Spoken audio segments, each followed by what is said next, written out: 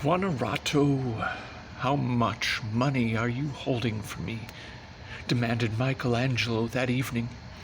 Buonarato consulted his account book, told his brother how many florins were left from the palace savings. Good. It is enough to buy a piece of marble and leave some over for rent.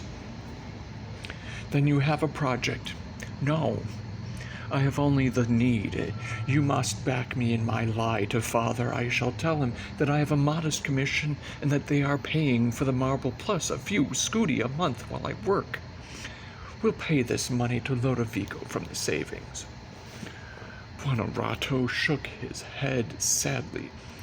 I shall say that the one commissioning has the right of rejection. In that way I'll protect myself if I can't sell it. With this Lodovico had to be content. Michelangelo then moved on to the next problem. What did he want to carve? He felt that the time had arrived to work his first statue in the round. But what figure? What was it to be about? The question was seminal. Everything that emerged grew out of the original concept. No concept, no work of art. It was as simple and as agonizingly complex as that. The single desire of his heart rose out of love and sorrow. To do something about Lorenzo, a theme that would express the totality of talent, courage, width, and depth of knowledge, the human understanding of this man who had undertaken to lead the world into an intellectual and artistic revolution. An answer was slow in coming. Answers always were. Yet it was only by sticking doggedly to the task that he could arrive at a conception that would swing open the doors of his creative force. His thoughts kept returning to the fact that Lorenzo had often spoken of Hercules, suggesting that the Greek legend did not mean that his 12 labors were to be taken literally. The capture of the Erymanthian boar, the defeating of the Nemean lion, the cleaning of the Augean stables by running a river through these feats perhaps were meant as symbols for all the varied and near impossible tasks with which each new generation of man was faced. Was not Lorenzo the incarnation of Hercules? Had he not gone forth on 12 labors against ignorance, prejudice, bigotry, narrowness, intolerance? Surely he had set a Herculean pattern in founding universities, academies, art and manuscript collections, printing presses, and encouraging artists, scholars, poets, philosophers, and scientists to reinterpret the world in vigorous modern terms and to extend a man's reach to all the fruits of the human intellect and spirit. Lorenzo had said Hercules was half man and half god, sprung from Zeus and the mortal Alcmene. He is the everlasting symbol that all of us are half man and half god. If we use that which is half god in us, we can perform the 12 labors every day of our lives. He must find a way to represent Hercules so that he became Lorenzo as well. Not solely the physical giant of Greek legend as depicted on Giotto's campanile or in Paolulo's 9-foot painting, but as poet, statesman, world merchant, patron, revolutionist.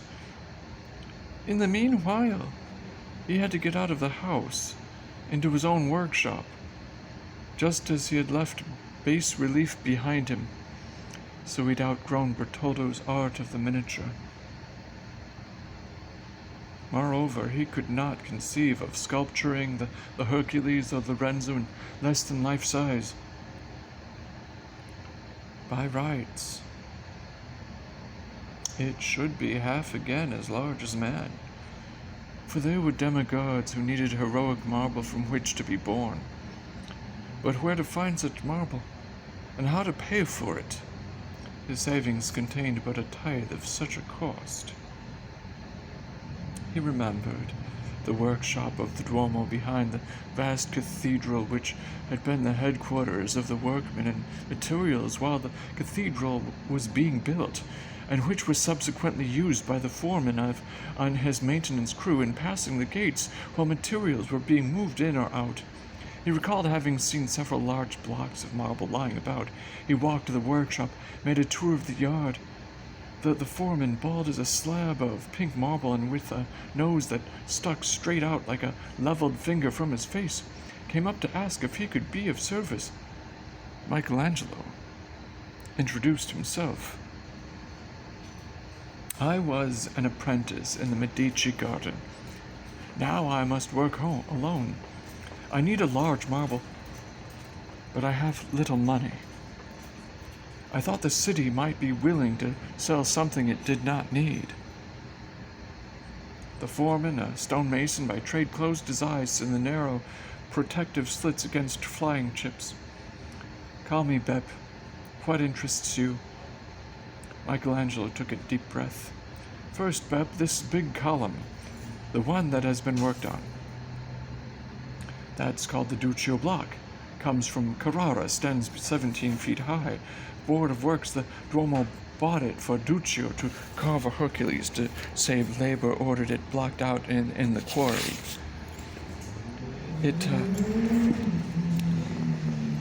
It reached here ruined. I was 12 then, apprenticed. Bep scratched his behind vigorously with his six-toothed chisel. Duccio cut for a week. You could find no figure in it, or big or small. Michelangelo walked around the enormous block. He ran his fingers exploringly over it. Bep, was this block really ruined in the quarry? It's awkwardly shaped. Yes, but maybe Duccio spoiled it himself by these cuts, like here, where he gouged too deeply around the middle. Would the Board of Works sell it? Not possible. They speak of using it one day. Then what about the smaller one? It also had been worked on, though not so badly. Bep examined the 9-foot block Michelangelo indicated. I could ask, come back tomorrow. And would you please plead price for me? The foreman opened his mouth in a toothless grin. I never yet knew a stone carver who had tomorrow's pasta money in today's purse. The money was several days in coming, but Bep had done a job for him. She's yours. I told them it was an ugly piece of meat and we'd be glad for the room. They told me to set a fair price. How about 5 florins? Bep, I could embrace you. I'll be back tonight with the money. Don't let it get away. Bep scratched his bald scalp with the end of an ognetto. Now that he had his marble, he had to find a workshop. Nostalgia drew him to the Medici garden. It was unused since Lorenzo's death. The summer, grass high, uncut, turning brown, the little casino in the center stripped bare. Only the piles of stones at the far end, where work on Lorenzo's library had been abandoned, remaining the same. He wondered, could I work in my old shed? It wouldn't hurt anything or cost Piero anything. Perhaps he would let me if I told him what I was carving. He could not make himself go to Piero. As he turned to leave through the rear gate, the corner of his eye caught 2 figures coming through the main door from the Piazza San Marco. Contessino and Giuliano. They had not seen each other since Lorenzo's death. On the porch of the casino they came together. Contessina seemed to have shrunk in size. Even in the bright July sun her face was sallow. All that was visible under the wide protective hat were her brown eyes, enormously alive. Giuliano spoke first. Why have you not come to see us? We have missed you? Contessino's voice was reproachful. You could have called. But Piero. I too am a Medici. So is Giuliano. She was angry. The place is our home. Our friends are welcome. I asked Contessino why you did not come, said the boy. I have not been invited. I invite you, she cried impulsively. Giovanni must go back to Rome tomorrow. Then we will be all alone except for Piero and Alfonsina, and we never see them. Contessino continued. Pope Innocent is dying. Giovanni must be on hand to protect us against a Borgia being elected pope. She looked out at the garden. Giuliano and I walked over here nearly every day. We thought you would work. And where should you work but here? No, Contessino, I have not worked, but today I bought a piece of marble. Then we can come and visit you, said Giuliano eagerly. Michelangelo stood blinking hard at Contessino. I have not the permission. And if I secure it for you? He straightened up. It is a 9-foot column, Contessino. Very bad, badly used, but good inside. I am going to carve a Hercules. He was your father's favorite. He reached out his hand for her, so her fingers were surprisingly cold for a hot summer day. He waited patiently 1 day, 2, 3, 4, returning at the sunset hour. But she did not come. Then, on the 5th day, as he sat on the steps of the casino chewing on a handful of hay-brown grass, he saw her walk through the main gate. His heart leaped. Her old nurse was with her. He rushed down the path to meet her. Her eyes were red. Piero has refused, he cried. He has not answered. 100 times I've asked him.